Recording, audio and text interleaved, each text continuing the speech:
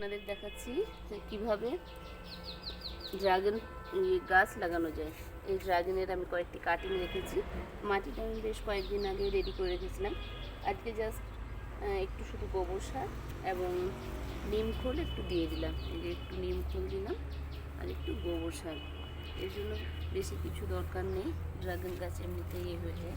এই যে আমি এখানে দুটো কাটিং কেটে রেখেছি, আজকে সেটিকে প্রতিস্থাপন করব। আমি বসিয়ে দিচ্ছি এটাকে।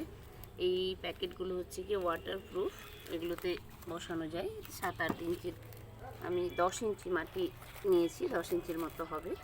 আমি এখানে এটাকে বসিয়ে দিলাম।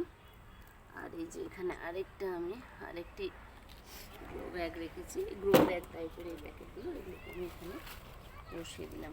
এটাকে আমি এই গাছগুলোকে সুন্দরভাবে বসিয়ে জল দিয়ে দিলাম।